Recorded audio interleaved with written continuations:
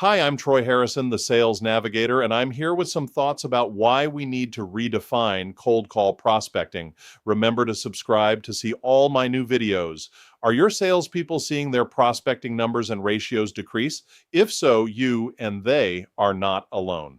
Sales is evolving, and we have to evolve with it. It's time to redefine what cold call prospecting really means. And along with that redefinition, we can realize that it might be even more important now. 30 years ago, the numbers looked like this. If you were calling from a good database, not doing the person who call, and using a strong introduction, you would generally get a contact, meaning you actually spoke to the person you wanted to talk to, on about one of every 3 times you dialed the phone. Then, if your introduction was strong, you'd get an appointment on one of every 2 to 3 contacts. So, if you were doing it right, you'd get an appointment on one of every 6 to 9 dials. That's a pretty good number. Most of the time, salespeople working from a good database could average 20 dials per hour. So, an hour of focused cold calling got you 2 to 3 appointments. There was a very linear relationship between calling this week and appointments next week. For most of us, that's changed. Now, in most B2B industries, you're lucky if you get a contact on one of every 10 dials. From what I see, the contact to appointment ratio has dropped as well, but not as drastically. Now it's more like 4 contacts yield 1 appointment, most likely because one-size-fits-all messaging isn't as effective. What that means is that now, doing it the old way, it takes about 2 hours of focused cold calling to get 1 appointment. However, and this is important, when I've done cold calling training with my clients, I've noticed a curious phenomenon. When salespeople leave a strong voicemail, their LinkedIn profile views go up in the next couple of days. Who's viewing them? You guessed it. Some of the people that they tried to call. That means that whatever they said to the prospect interested the prospect enough to check them out, even if they didn't return the call.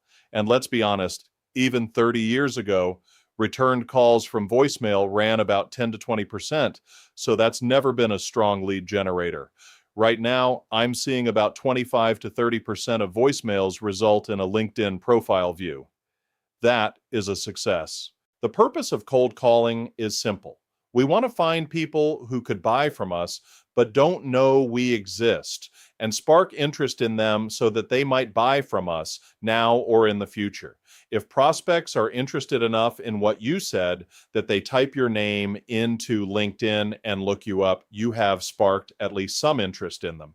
Next, of course, you should request a connection on LinkedIn.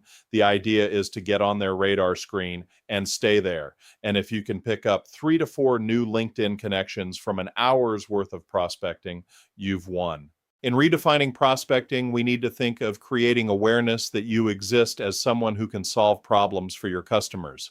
The old cold calling strategy held that any call that didn't result in an appointment was failure. In fact, I used to teach that salespeople should make 3 attempts to reach a prospect by phone before leaving a voicemail. That's obsolete now. The voicemail should be considered a messaging medium, just like social media or LinkedIn, with the objective of creating awareness.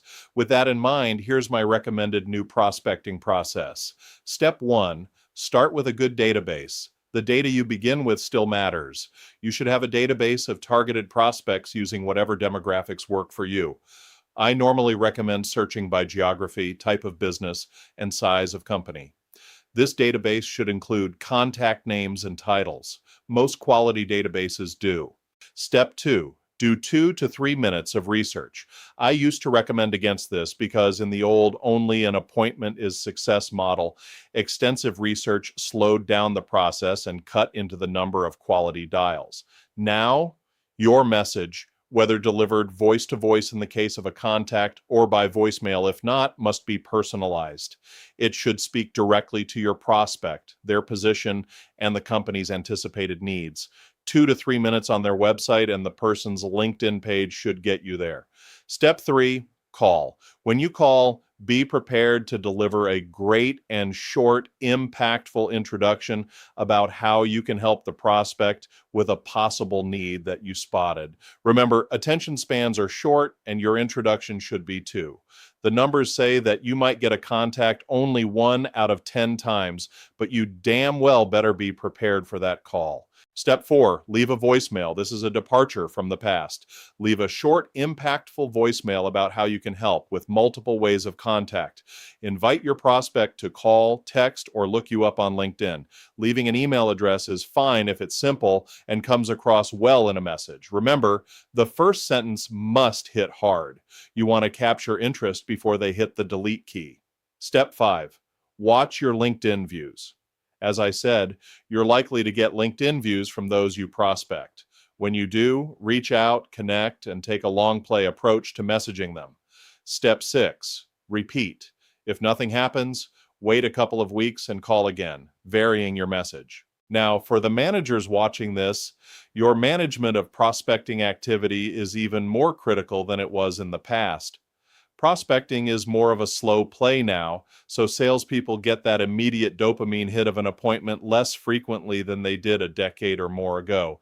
However, if they execute this process consistently, diligently, and skillfully, their sales funnels can be as full as they've ever been. That's where your leadership comes in. Remind salespeople that although prospecting is a delayed gratification strategy now, it's still vital and will build results in the long run. Prospecting has changed. Change with it and lead your team in the change. Once again, I'm Troy Harrison, the Sales Navigator, and if this video has been helpful, do me a favor, hit the subscribe button, like it, share it, drop me a comment. Thanks for watching, and I'll see you next time.